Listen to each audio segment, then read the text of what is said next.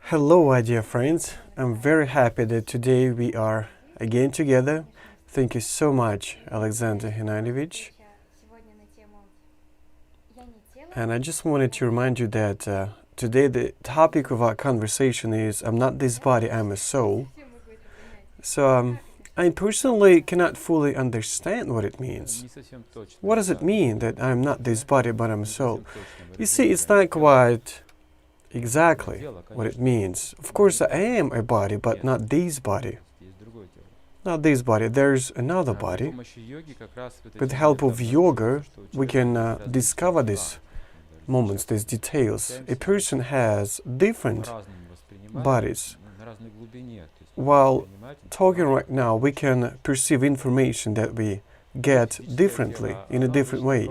There's a physical body. It usually perceives the waves of sound, not more. And then it transfers it deeply to another body. And there's a subtle body of mind, emotionally or logically. And then it transfers this information to intelligence. There's another body that perceives this world from the aspect of aspirations. And there's another body that is me, that includes all the systems of bodies.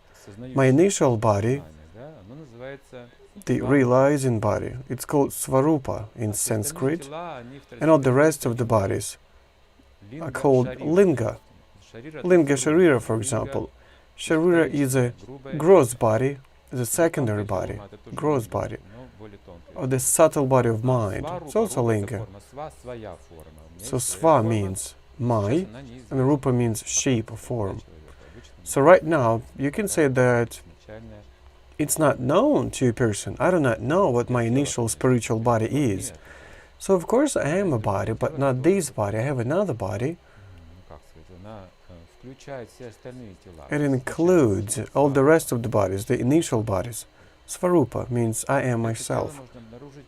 So this body might be discovered by the aspect of consciousness. So what is the difference between a dead body and a living body? So that's the first difference.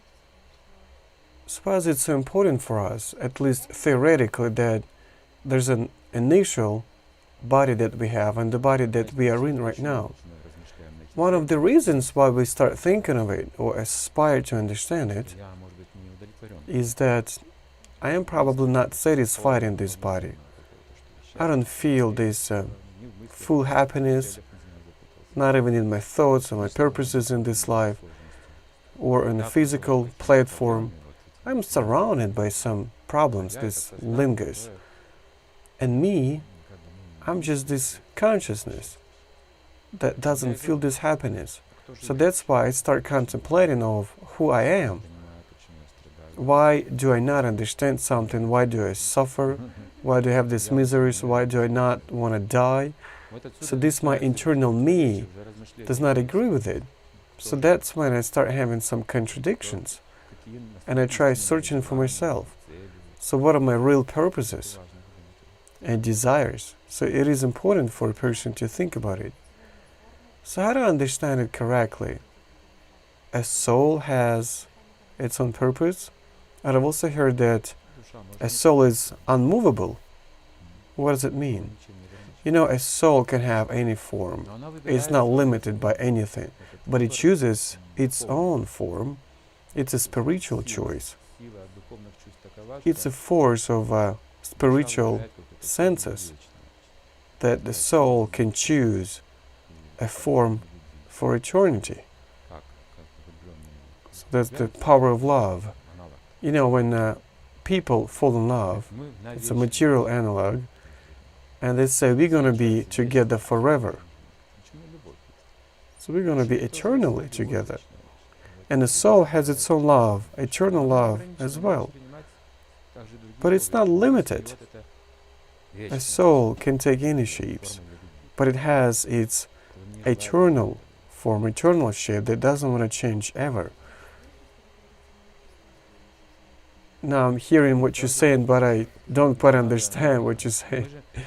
You see, I don't fully understand it myself as well. You see, we're trying to understand what is, in an analytical way, the difference between the body and the soul, and Vedas, they give us very deep analysis what the material creation consists of. 24 gross elements. Each of these elements is listed and their cooperation.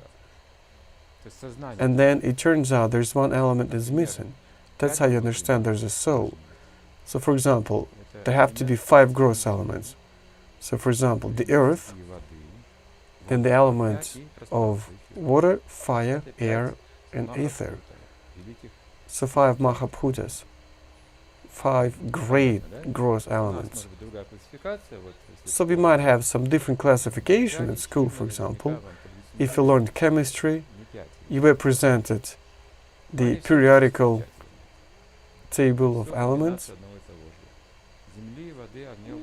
Actually, those elements are just a combination of these initial 5 elements. There's a huge variety of them.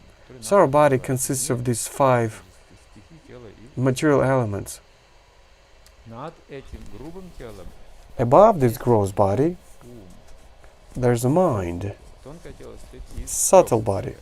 It consists of 3 elements: mind, intelligence, and false ego.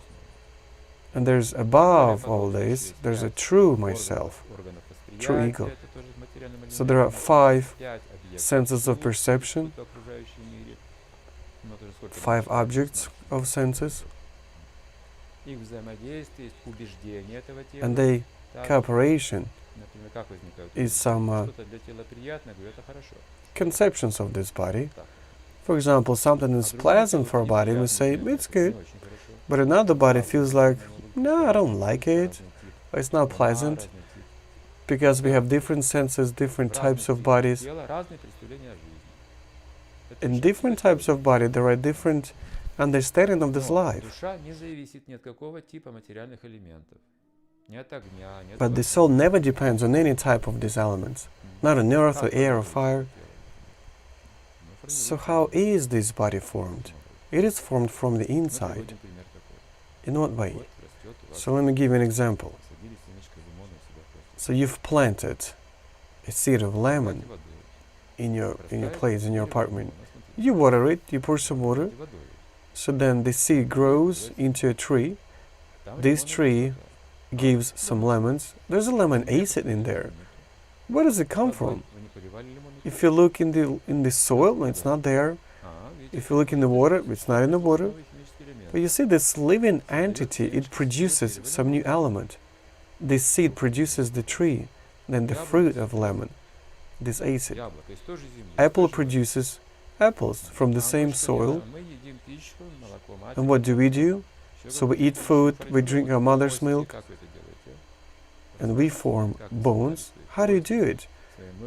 How did you create your bones, your muscles, your ligaments, your nervous system? Do you think you do it? No, it's not you. It's a more subtle, conscious energy, because it is said there are 2 souls. I do not create this body. I can only grow it with the help of feeding. So my desires are just the subtle energy. And there's a super soul that is different from our soul, because super soul creates all these elements, gross and subtle, all the cellular systems, organic matter, non-organic matter. He creates all these structures and supports all them. So this is the super conscious. So my consciousness is that I'm pierced by this soul, and the super soul is piercing everything that exists here. So that's just a philosophy.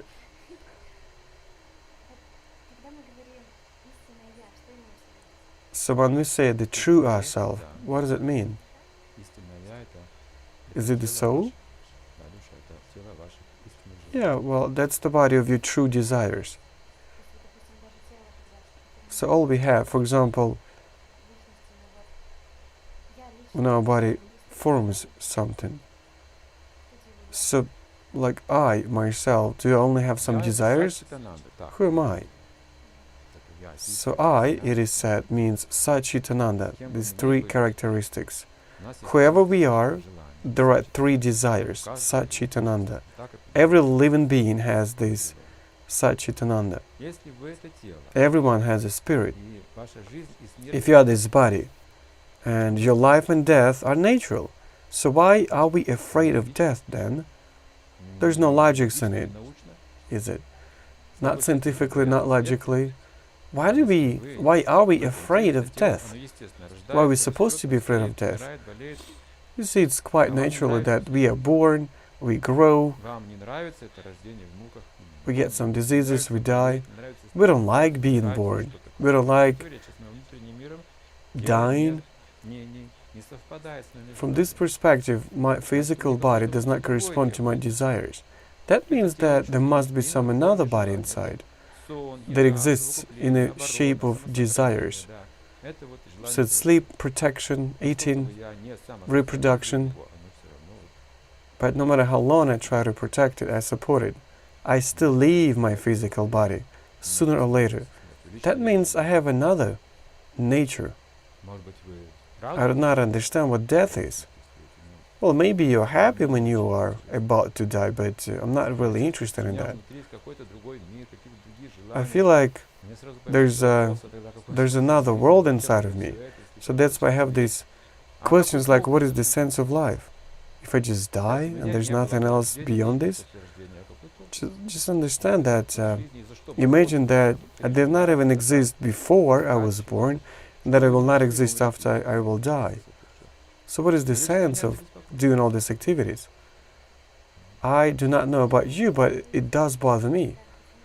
So why do we have this fear? Why can't we listen to ourselves? Why do we have some demands? So we just live without even thinking about it. How do we overcome this vain life? So let me take another phone just to see what our guests write to us. You know, when you live without even thinking about the sense of life, it really doesn't make any sense. The ones who do not even try to think about the sense of their lives, of course it's not going to be interesting for you. I think it's better for you to just have some fun in life. Go to some movie theaters. You see, this conversation is serious. It's not just an entertainment show. So I'm going to show you some tricks over here. No, let's just think seriously about it. So we were just talking about three things, three deep desires that constantly contradicts my perception of this world. For example, I think about an immortality. I do know that everybody dies, but still I want it. I want to be immortal. Any wise person understands that everyone's going to die, but I still do not agree with it. It means that I am someone else. That's how I understand who I am. Another reason is that I don't want to stay in ignorance. I want to stay conscious. It doesn't matter that if someone calls me fool, I don't like it, of course, I don't agree with it. Probably I know a lot of things, but I just do not, I don't have an ability to express them. I do have some knowledge, it's just I cannot express it. So please do not offend me. No one wants to be a fool. Everyone wants to have this knowledge. And the third desire is very deep. Everyone wants to have happiness. Satchitananda, eternity, knowledge, and happiness. Happiness with no boundaries. But we do understand with our intelligence, the wisdom, that there are no limits to happiness. It's not possible, probably. It's not possible that there are no limits to happiness. So we have to keep studying for our entire lives. That's a contradiction that we have. But if I use my intelligence, I do understand that eternity does exist.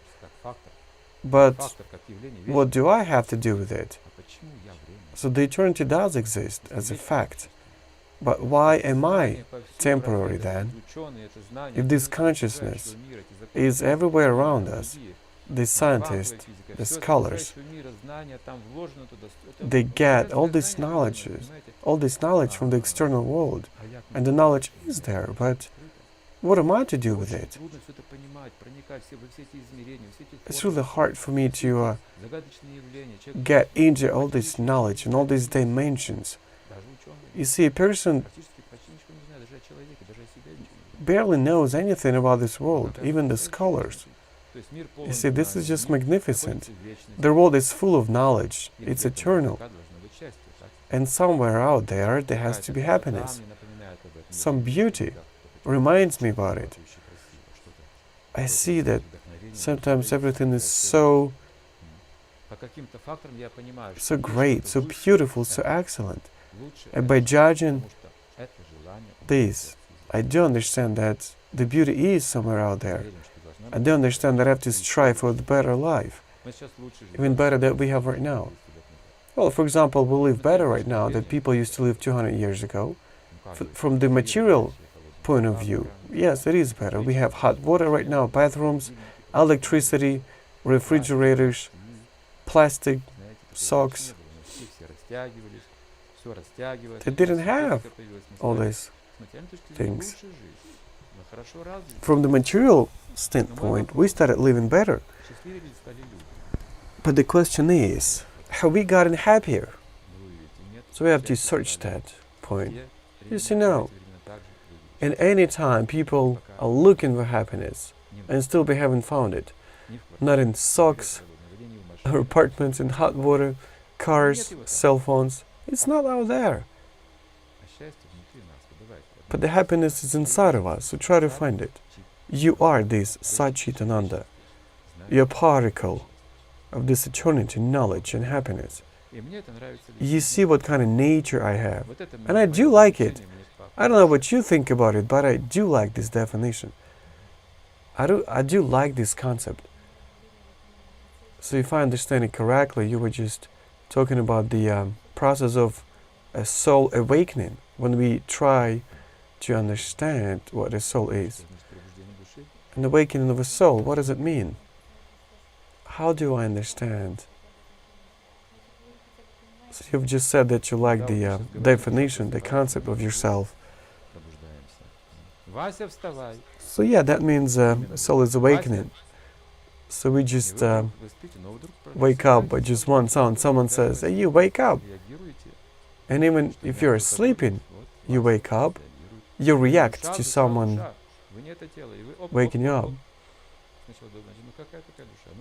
You hear like, soul, I'm not this body. When you wake up, you think like, what's going on here? So we do use some analytics here, some comparisons. And then I understand, you see, it's not such a bad concept to be the Satchitananda. See, this process goes on, it's just an analysis. You can discover so many things by just analyzing them. So I'm 63 right now, and I've changed so many bodies during this time. You can't believe, but back in time it was just like this.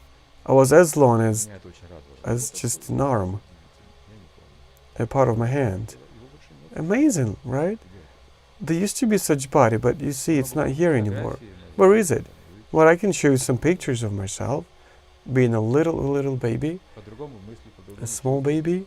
But now, I mean, back then I used to think in a different way. I used to sense, feel things in a different way. See, my body is changing every second. While we're drinking, eating. This is all a change of our body, process of reincarnation. There are trillions of operations every second going on in our bodies. A flow that never stops. It keeps flowing. So this body is called non-existently, that doesn't exist constantly. So you put your arm in a flow river and it changes, the flow changes. Our conceptions, our perception of this world changes, our personality, our physical appearance. That's how our body changes. I don't understand this change in our body, myself, because I, myself, do not change. I was this child, I was this baby, I was in the womb of my mother, then I was a youngster. So this is called change in my body, physical body. But the type of body has remained. It hasn't changed as well. The parameters, you see, just like the passport data, like the birth date, gender, nationality, they haven't changed. You see, they're still gonna remain throughout all your life in this body. So that's why you think I'm still this body. So I'm giving you an example of an old car, like a Soviet old car. You might remember them. So we used to have 3 major types of them. So now just imagine some very old Soviet car that you have. It's like 50 years old. And everybody knows your car. But since you had been exploiting this, using it for your entire life, you've already changed everything, every single part, every single detail, even the main body. But the type of car hasn't changed. And everyone identifies it. Everyone knows that this is your car. The same thing with us. We meet someone that we haven't seen for 20 years. Then you say, wow, I could barely recognize you. Then someone tells you, yeah. I mean, you've also changed, but you're still, this is still you. So the spiritual masters, they give us such examples. People that have realized their soul. People that still remember their previous lives. The inchangeable fact that some people, they do remember their previous lives in details, actually. That's a fact. And also there are some people that have realized that they're a soul, that they are eternal. They are in the knowledge. And obviously they feel some transcendental feeling of happiness. So this is proved by the analytical logics and practice. There's such a thing as a spiritual practice. If you are a soul, you can feel as a soul. How do they look, such people that have realized that they're a soul? These people, they lead a totally different lifestyle. They're not trying to save up some money. They don't fight. They don't envy. If they lose something, they don't get upset. If they get something in this life, they don't get too much glad, too much happy, and they live for the sake of others. These people have realized that they're a soul. How can we become such people? So we have to serve, we have to live, we have to lead our lives in service, serving to other people. So these relationships are true relationships. Now our soul is located somewhere here in our heart, close to our individual heart. So in the Upanishads, the size of our individual soul is described. If you just take a section of a piece of a hair, you split into 100 times, you take this 100th time and then you split into 100 other times, 100 other parts. So this particle, the size of this piece of a hair will be equal to the size of our soul. So it's somewhere in our heart, and it pierces the consciousness of our whole heart, of our whole body, Not only the head, but the whole body is actually filled with this consciousness. And close to this individual soul, there's a super soul that is located in all the bodies and atoms simultaneously. It pierces through everything. This is called the universal soul. So now it's in the heart, and my purpose is to understand, to realize the relationships with this super soul. That's the sense of a human existence.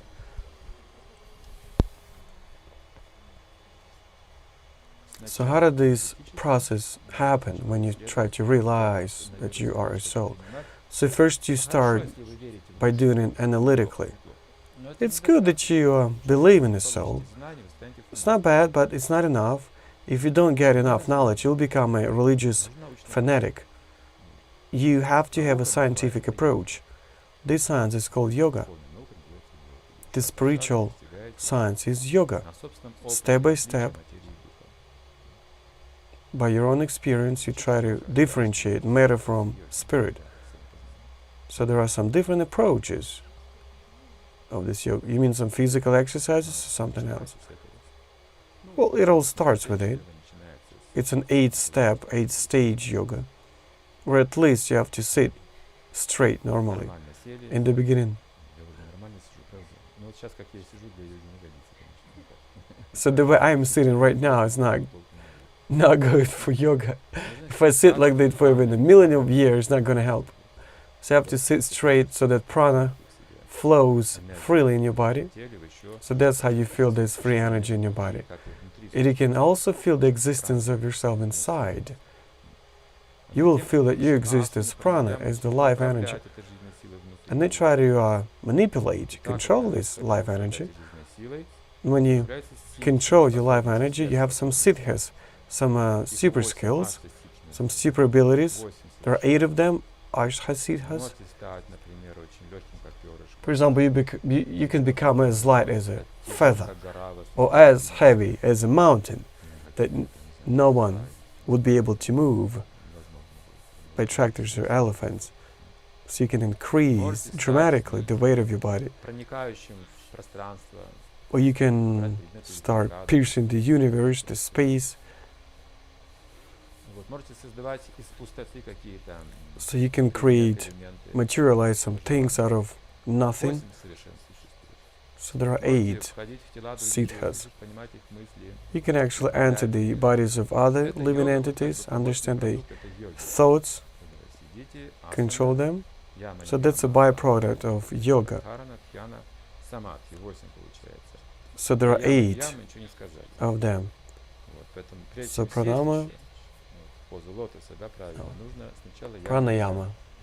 So first we start with niyama and yama. You have to follow some rules and something that is forbidden. There are some testaments that you have to follow. For example, a yogi is not supposed to smoke or drink accept some intoxications or engage in some playing cards or smoking weed, drinking vodka. You can't imagine a yogi like this. A yogi is not supposed to engage in a sexual life. He has to live alone. So he's not supposed to eat meat, fish or eggs. So he has to live in a lonely place. So put a skin on a deer on the land, just in the soil, on the ground, and just live there. You see, I don't practice this yoga because it's too difficult. I can't practice it. So probably that's not the right time. You see, if I tell someone that you're not supposed to be smoking, that person might say, I don't want to watch this show anymore. I'll better have some smoke right now. See, Ashtanga Yoga is not practiced at our time because we live in a different time. It's not recommended. But anyways, we have to think about the sense of life, about God, about our activity, happiness and perfection. So keep thinking about that. Read, contemplate, look for, search yourself. Bhakti yoga is recommended this time. A soul is a part of this transcendental happiness and love. So we're trying to follow the path of love, not the austerity or renunciation, or yoga, but just the path of a devotional service. That's a spiritual love. It is natural for a soul. A soul awakens this love through the practice of bhakti yoga. So what is subconsciousness? There are two types. There are two definitions. Let me give two of them. Maybe there exist more of them. So subconscious is the intuitional memory. It's like I had forgotten something, but then at some point, suddenly I recall it. My intuition tells me that back in time, probably in the previous life, it has already happened. My intuition tells me all these things. This is called subconscious memory. Every person has it. In some difficult situations, it can be manifested. And another case, our subconscious is just a mistake. There's a superconscious, the supreme conscious, that can give me the information from above, something that I had not heard before, and I cannot even imagine it, cannot even make this up. This ecstatic condition comes from above. Does not simply exist here in this material platform. See, here we get this sense of enjoyment, either from sex, from some food, but on the spiritual platform it just doesn't exist. So all these ecstatic, transcendental impressions we get from this super consciousness.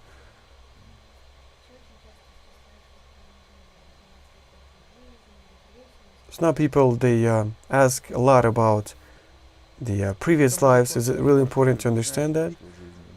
The regression. When people learn about the previous lives, they would be put to shame, actually. They will get ashamed. What if I tell you that you were a prostitute in your previous life? You will say, so please don't tell anyone about that. That's just an example. I'm sorry for this example, but that's a fact. It's not always good to know who you were in your previous life. It's better to start over a new life. So I remember that you were asked this question, and you said that you can't even understand what to do in this life, and you want to know what you did in your previous life. So dear friends, please ask your questions according to the topic. We still have like about 20 minutes. So where's our soul's home? If I get it correctly, the material world that we are in right now, this is not what our soul would like to live in. Well, when our soul is in illusion, our soul, well, it wants to be happy. It has some dreams. It wants to, it thinks that, okay, let me just make more money, then I'll be happy. Or if I marry this girl, a girl thinks if I marry this guy, we'll be happy. So we do believe in it. So it's like the soul, it wants it. It believes in this life. But when something like a misery happens in your life, a soul starts thinking about, like, oh, something is not right here. It gives me a lot of pain. Why is it happening? But in a normal course of life, the soul does not even think about all the miseries and death, because it's not even interesting. It's interesting to watch the movies, for example. So it has some dreams. It wants to fulfill these dreams. If I want to learn more about soul, where do I get this knowledge from? In the books, in the sacred scriptures, holy scriptures. Just the rest of the books are not even called the holy scriptures. A book means either the Bible or Quran. A book means Bible or Quran. The third book is Bhagavad Gita, and that's it. So we have 3 books in this world, and that's it. All the rest of the books are not even called the books. If I just want to write some romance, for example, it's not even a book. So this is my own opinion, my own understanding, my own vision. A book is a divine manifestation. divine phenomenon. You don't have to write down everything in the books, only the most precious things. That's when it may be called a book.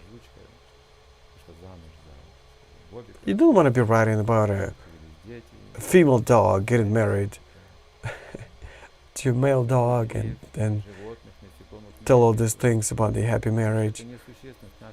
Because it's not significant from our point of view.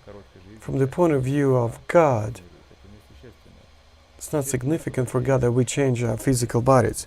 What's significant is the liberation from this physical body. That's what we should be writing about. That's what the Holy Scriptures write about. Has it ever happened in your life that you really felt that you are a soul? How do you feel it? Well, of course I do feel it. It's not that it has happened to me, it's a spiritual practice. Everyone can feel it. Why is it only me? Every soul can feel it. A soul means living, realizing. Everyone can learn about it if you have the spiritual practice. If you read all the books, sacred books, you study the philosophy, you contemplate about the sense of your life, that means that you've already felt something. With the help of your intelligence. If your intelligence is still sleeping, you have only the senses. You want to touch something, you want to feel something, see something with your eyes, something beautiful, or hear some music with your ears. So that's the way I live, with your intelligence sleep. If I taste some food, I see this world, but I do not understand it. I can sense it. And I think that I'm still living. So what you've just listed, what is it? Soul gives you this intelligence. A soul does not have the senses just like the gross body has. The material body is covering the senses of a soul. If I take this glass with my hands, I will feel the glass, the temperature. If I taste this water, so there's a taste, freshness, I can see a sense of it. That's just an example. Then I take a glove, thick rubber glove, and then I take this glass, wearing this glove. I will not feel the same. So then I do something else. My physical body is like a cover, like a layer. It kind of restricts the senses of the soul, kind of covers, diminishes our perception, makes it more gross. So that's why yogis, they get rid of this dependence on this gross body. They can hear things through huge distances without even using cell phones. They can see for such long distances. They just exchange these subtle bodies. And the initial body is the spiritual body that is not restricted by any conceptions, not restricted by anything. Even theoretically, it is difficult for me to understand. Well, that's all about the power, the potency. A soul is very potent. A soul can shine more brightly than the sun. Can you understand that? So why am I so afraid that I will someday understand it? I'm trying to practice this bhakti yoga for my entire life, but I'm still afraid of really realizing that I'm the soul. So I've been reading Bhagavad Gita, I've been listening to my spiritual master, and still there's something inside of me that is like, I know what it is, but I'm afraid of approaching it. Well, yeah, there's a fear of the spiritual life. It does exist. You know why? Well, we do appreciate this life. So far, we have some hope for happiness. But if I learn right now that I'm a soul, all the rest of the things will not be interesting to me. And it's not reversible. You will never get back to your previous life, believe me. It's irreversible. So one day a spiritual master was telling that a soul is transmigrating from one body to another body, from one planet to another planet. So you can actually travel to some other planets in a subtle body, just like yogis do. You can easily travel to other planets. That's what he said. A soul reaches its destination after the gross body dies. That was quite interesting, to go beyond this material world, to look at some other planets. Then one person came up and said, "Can you teach me to travel to other planets?" You're saying that it is possible to do it in a subtle body. Yeah, I can teach you, that master said, but there's one condition. You will not go back. The person said, no, I just want to take a look at it. I'd better stay here. You see, so we have still attachment to this world. We're still attached. So let me give you another example of a Russian guy back in time that believed in incarnation. He was quite enlightened and intelligent. So he knew Chinese, he used to live in China, then he came back to Russia, he started writing some books, he had a lot of followers, so he knew about reincarnation and soul, he knew all these things, he did believe in it, he even preached, he even gave some lectures. So people loved him because he was an interesting person, he had a lot of feelings and kindness and wisdom. And thanks to him, a lot of people, they believed in reincarnation. But what he said in the end, he said, I'm very old and I'm gonna leave this body soon. He started crying. And he started crying because he said, I've really fallen in love with this planet. So it means that he got attached to it. Of course, he will forget about all these things. When you die, you just take another body and you will not be sad there because you will not remember anything that you had here. So probably he'll have way better conditions on another planet, or the same planets, maybe worse. Depends on your karma. So just imagine, he's born not a writer anymore, not a talented person. Just a simple ordinary person in some family. Maybe a rich family, another family. And then in the end of life, he says the same thing. I don't want to leave this planet. I fall in love with it. I fall in love with these people. The picture is the same. Russians say, so you see, these Americans, they're so bad. Then capitalists, they say, these communists are so bad. And then you are born in the body of a communist. And you are, it's like the game still goes on. It's a tragedy, it's not just a game. If it were just a game, we would be happy and we would be just laughing. But the point is that we still have these miseries, we suffer. You cannot fully forget all your previous life. It's also a problem. So if I do not know anything about my previous life, what is that? What's the deal? We might have so many questions in this severe world. The only way out is to realize the eternity, where I lose nothing, because I live forever. I don't have to change my physical bodies to forget something, change the concepts of this life, either paradise or hell. So just imagine, you came into a movie theater, you've taken some seat, then someone says, sorry, can you please leave this place because it's taken by some other person? And then another seat, and every seat is busy. And you said, I'm so sick and tired of it. I've been changing so many physical bodies the same way. Either just a person, demigod, another body, another physical body, this place, that place. And eventually, you get tired of it. And you decide to leave this place forever. And in illusion, you think that when you are in an illusion, I'm just 25, I'm just 18. I have my whole life ahead of me. You will not even have a time to blink. But the point is that you will just lose time. You will just waste your time. Remember a fairy tale about a dragonfly and an ant? Ant is working, dragonfly is just singing. Well, maybe its songs are good, but it just wasted its time.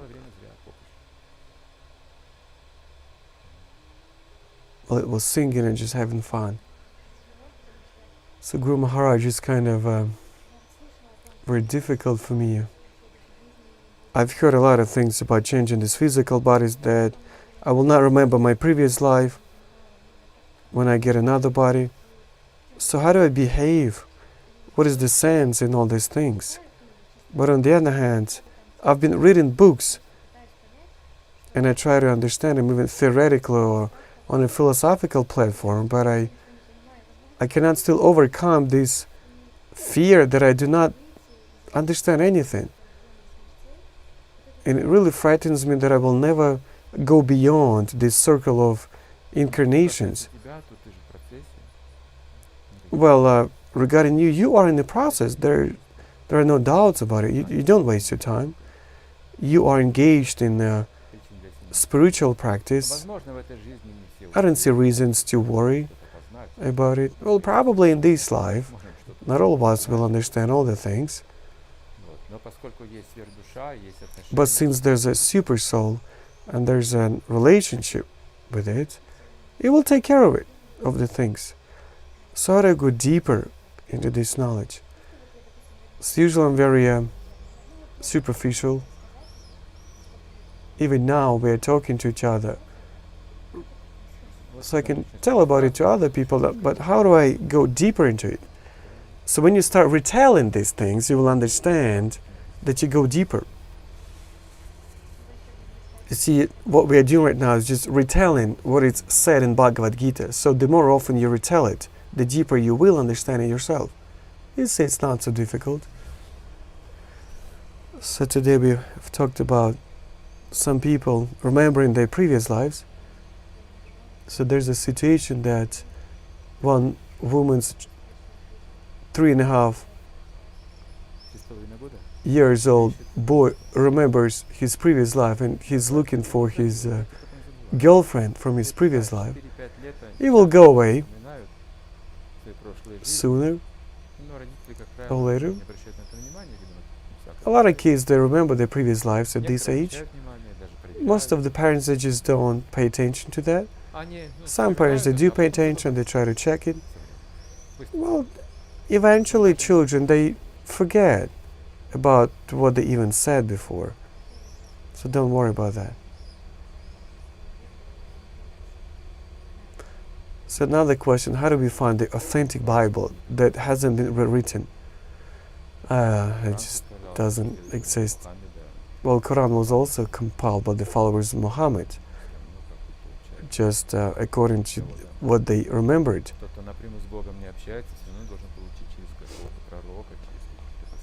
So if you don't talk to God directly, you get this knowledge from other people, from enlightened people. So it's inevitable. There's some parampara. The disciple succession. So you have to call up to disciple succession. If we take Bhagavad Gita, for example, on the 50th page, if I'm not mistaken, so there's a chain of spiritual masters. So it says what tradition this Bible belongs to. So it says that Krishna is the Supreme Personality of Godhead, and then there are a list of names that pass this knowledge from one to another. Then the comments, this parampara still lives on. So it hasn't been broken, it hasn't been lost. So there are 4 sampradayas. So this is just one of them. From Krishna to Brahma. Some other sampradayas. From Krishna to Shiva. from Krishna through the goddess of Lakshmi, and then from Krishna to 4 Kumaras. See, 3 different directions, but the source is the same, Krishna.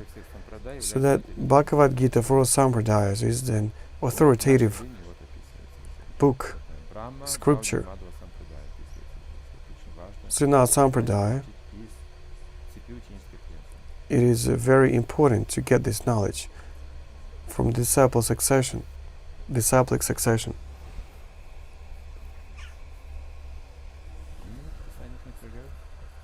So why in other holy scriptures the reincarnation is refused or denied? Well, I wouldn't say just denied. Well, officially they do refuse it, but I've talked to a lot of priests, and they have different opinions on that. But yeah, there's no... I would say that reincarnation is confirmed everywhere. Maybe not directly, indirectly, but still is there. So why do people get scared so much when you start talking to them about reincarnation? They say it's a sin. Sin? Yeah, I've heard about it too. When you start telling them about reincarnation, they say, no, this thing doesn't exist. It's not possible. No, this is just an emotional thing. So we have to have this scientific approach. If you say just no, it's not science. So try to have this philosophical approach, because the soul is eternal. You cannot deny it. So you will agree to it if you are a spiritual or a religious person. So my question is, where was it before I was born? Well, it was somewhere, right? So where will it go after the birth? Where and why? Under what laws? You see, we just don't know it. So if you just say, no, I don't know it, it's not scientific. Probably now we just don't understand it. Christians, they used to know about that.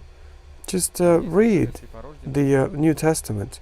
There was a story of a person born blind, and the Christ is giving this vision back to him. This was a miracle of a healing.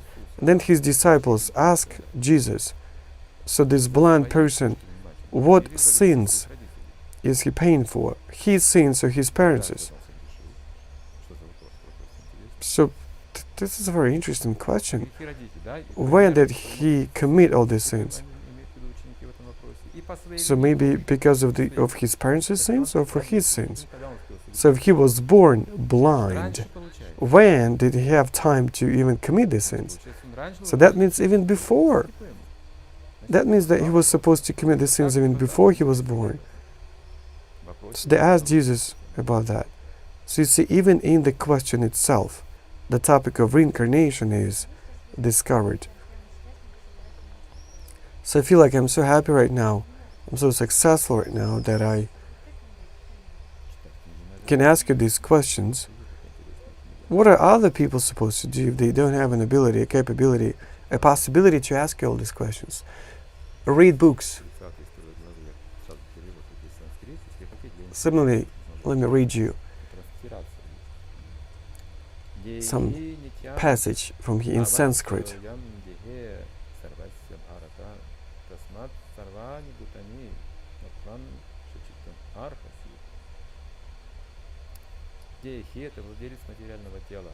Jayheya means the owner of this material body.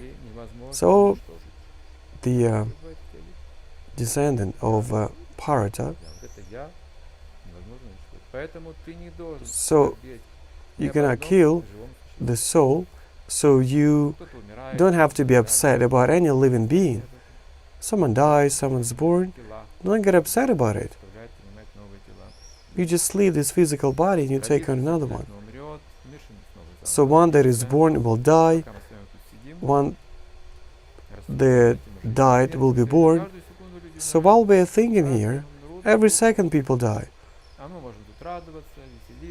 And we can just have some joy here, drink some beverages, talk about something, right? It doesn't concern us.